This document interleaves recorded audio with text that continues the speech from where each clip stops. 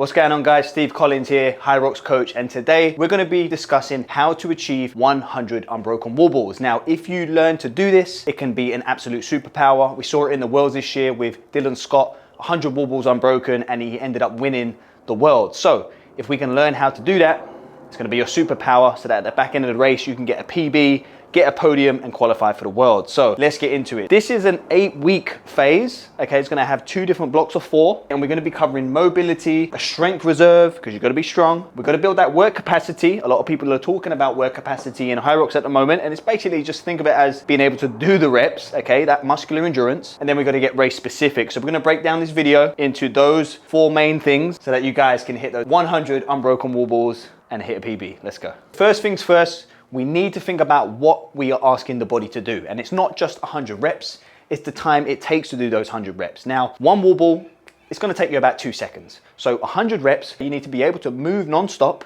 with the ball in your hand for 3.5 to 4 minutes. This isn't a strength test. This is a work capacity and a technique test. Who can keep moving with good form, good technique for 3.5 to 4 minutes without breaking. The first phase is gonna be 4 weeks. And the goal of those first 4 weeks is to prioritize the mobility so that we can get into the good positions, because a lot of people are getting no reps because they're not getting depth, because they're fatigued and they can't get in the bottom position, or they can't get the upper back extension to get into a good quality position. So we've got to work on that mobility in that first 4-week block. The boring stuff, but the essential stuff.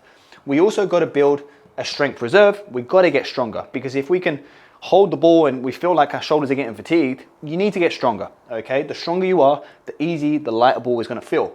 And then we build that work capacity, so the muscular endurance to be able to do the reps and do the work. So let's start with the mobility work. To do a good quality wall ball, we need very, very good ankle mobility, and we also need very good upper back thoracic mobility. The best wall ball athletes, the ones who are doing them unbroken or many, many reps without much fatigue, are the ones who can stay very upright when they've got that ball under their chin at their chest, okay? The last thing you want to do is lean far over, because you're going to fatigue the back, fatigue the glutes, the legs, and fatigue the hell out of the shoulders. So we got to build the mobility to stay very upright. Now, the first mobility drill for the lower body is probably my favorite lower body drill.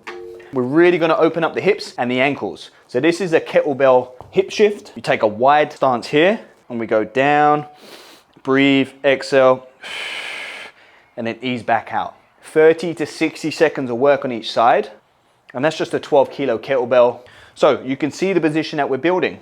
Knee over the toe, deep hip position, exactly the same position in the bottom of the wall ball position. Now, if you can improve that lower body mobility, it's going to help you with the wall ball, because you're going to be able to get into a deep squat position without no sort of restrictions and mobility issues, okay? So ankle mobility is going to improve, hip mobility, back strength and stability and mobility. It's just going to help you stay really, really upright.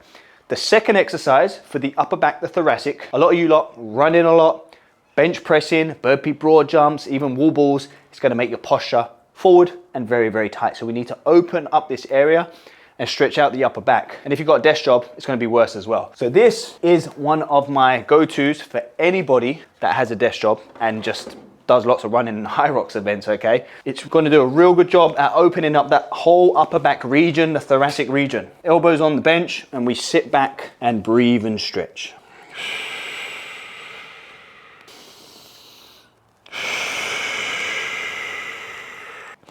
Anywhere between 30 to 60 seconds. Inhale, exhale, in and out of the movement. Get reps in, hold the position, push the chest down to the floor, push the hands back onto the back of the traps and shoulders, and you'll feel a big stretch in the triceps, the lats, and all the upper back, so that you can build the thoracic extension needed for wall balls. If your upper back is tight, especially when you're compromising fatigue, you're just gonna be like this for the whole wall ball set. That ain't gonna do you any favors, and it's not gonna help you do 100 unbroken wall balls at all. So we need the lower body mobility and the upper back strength and mobility to be in this position. Here's a bonus exercise. This is a mobility stability drill. This is hands down the best. It should be number 1, but I'm giving you it as a bonus.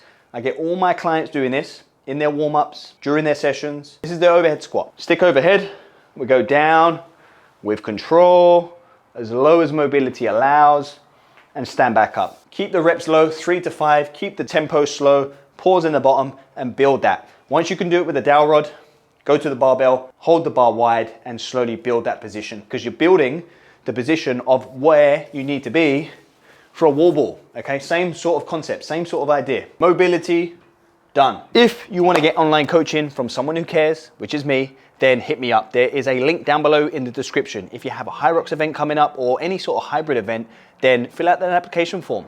We can have a call, we'll have a chat, we'll see if we're a good fit, and start working with me. Honestly, I can help you a lot. Anyway, back to the video. Let's move on to strength reserve. I'm not talking about being able to squat 100, 150 kilos. We don't need to do that for Hyrox. Of course we don't. The stronger you are, the better, by the way. You'll be a better runner and you'll be stronger and more robust and resilient. You won't get injured. However, there is an element of strength that we need. That ball needs to feel light for you. Now, the stronger you are in your legs and in your upper body, that ball will represent a lower percentage of your maximal strength. Now, like I said, you don't need to squat crazy weights, but for most people, you should be able to squat a body weight barbell back squat anywhere between 8 to 12 reps.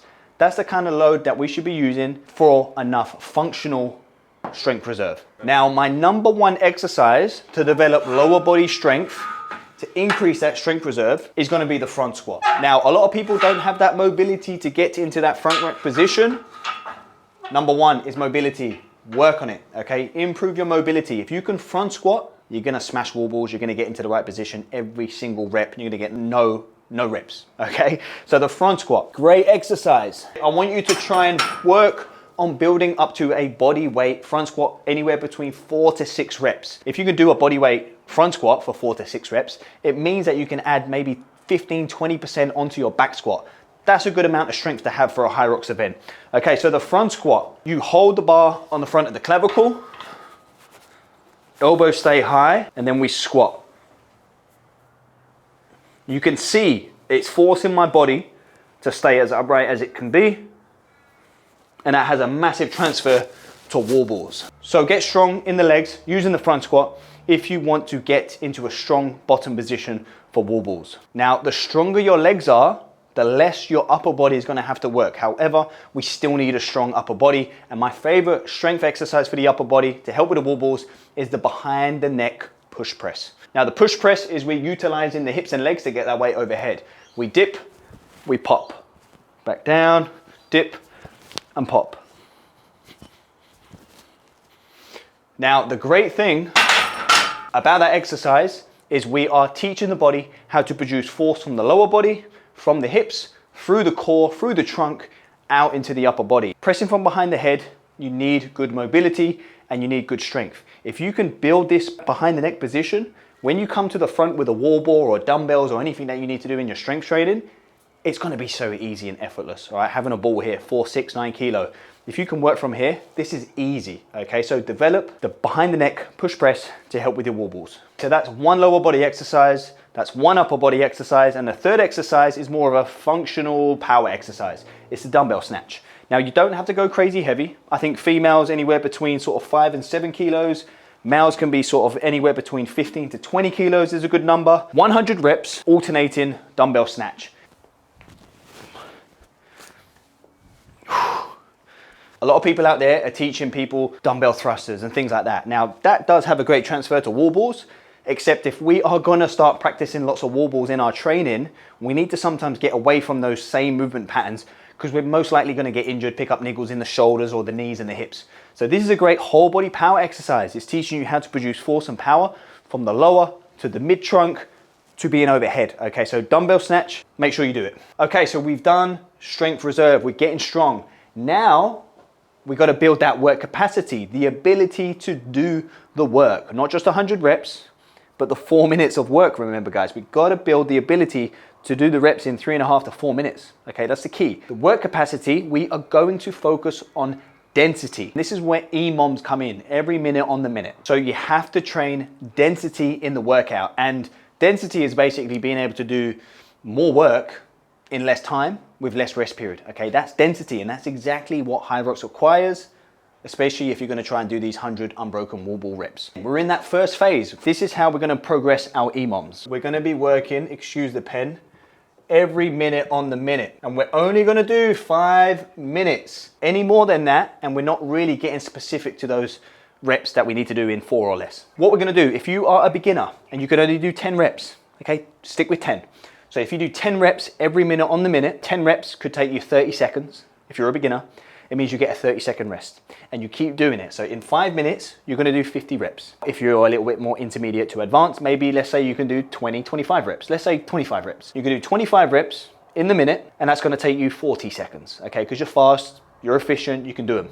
25 reps in 40 seconds means you have a 20-second rest. So now we're manipulating the work to rest ratio in that minute. Week 1, 10 to 25 reps every minute on the minute. Week 2, all we have to do is add 2 to 3 reps. We just do 12 reps, 28 reps. And then we keep going. That should be week 3, not week 33. We do 15 to 30 reps. And then week 4, we maybe do 20 reps. And then this person can do 30, 32 reps or so. The total amount of volume could be as low as 50 or as high as 125. That's 60 reps. It could be as high as 140 reps, 75 reps, 150. So that's how your first 4 weeks could look. We're working on training density and increasing the reps in that 5-minute time frame. Okay, now we're gonna do this 2 to 3 times a week at the end of a workout. Strength workout, lower body, upper body, full body, maybe a conditioning session. We're gonna practice that 2 to 3 times a week and we're gonna keep it the same. Every single week, the 3 sessions are gonna stay the same and we're gonna build this out. Now that's how you build the capacity to do the wall ball.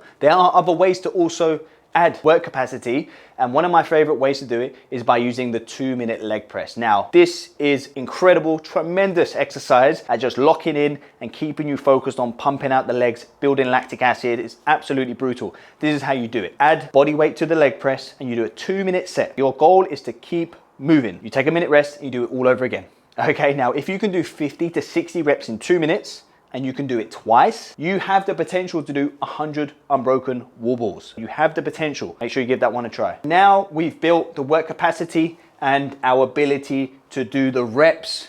The last phase, the last 4 weeks, phase 2, is gonna get a little bit more race specific, okay? We're gonna dial in this race specificity. We're gonna practice how to do all these wall balls fatigued. We are now gonna be doing our wall balls at the end of our runs, okay? So after an easy run, we're gonna do some wall balls. After a speed session, threshold, tempo, intervals, VO2 max work, we're gonna do some wall balls. And at the end of some sort of strength work, full body conditioning, maybe a simulation, a high rock simulation, we're gonna do a different type of wall ball set. So it's 3 different ways to do wall balls, and it's gonna just work on different components of what's required. So skill, power, endurance, mental fortitude, testing ourselves with how many reps we can get. So this is what we're gonna do. After your long, easy run, whether it's 30 minutes, 60 minutes, 2 hours, it doesn't matter.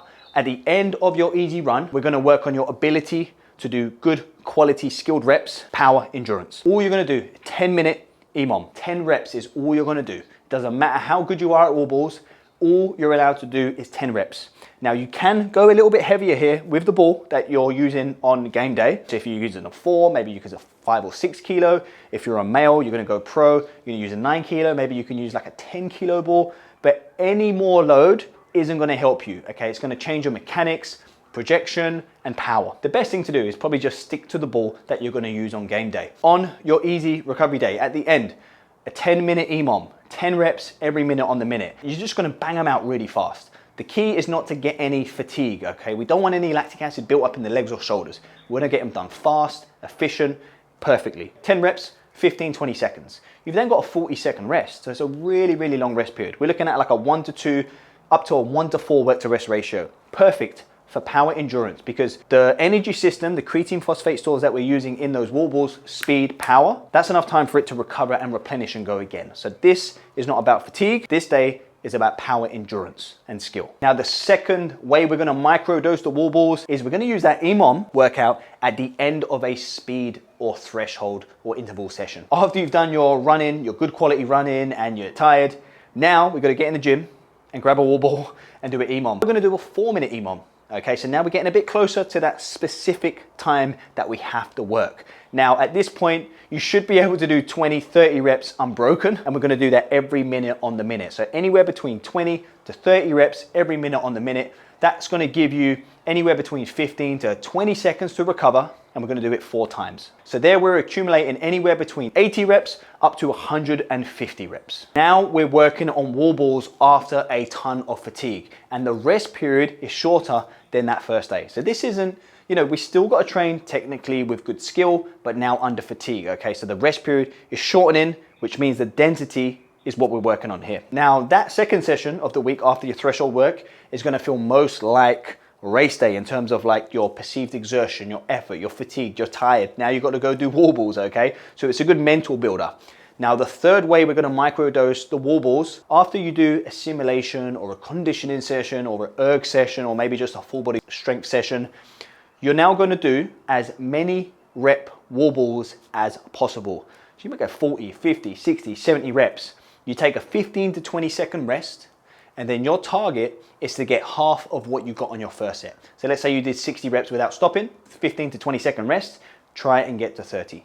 Every single week, you'll find that that first set gets bigger and bigger and bigger and bigger. So you might finish week 4 at 90, 95, 100, maybe even more, like 120 reps.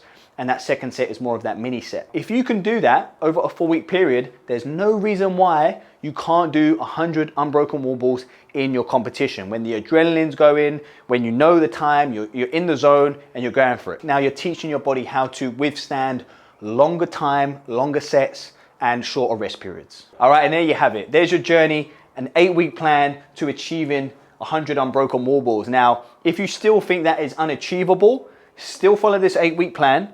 I've left it down in the description below. You can download it so you don't have to keep coming back to the video. You'll get a PDF document with the whole week to week, session to session progression. So click down below, download it, and then you can have it in your inbox and on your laptop, phone, ready to go. So it's not just about being able to survive 100 reps. It's about being able to build the qualities that are gonna allow you to do those 100 reps under fatigue, okay? So the mobility, the strength reserve, you've got to get stronger. The work capacity, you've got to be able to do the reps, maybe 110, 120 reps. And then you need to build the fatigue and the race specificity. If anyone needs help with their coaching or their High Rocks race, there's an application form down below in the description. Fill it out, we'll have a call and we'll see if we're a good fit. And I'll see you on the next one. Thanks for watching.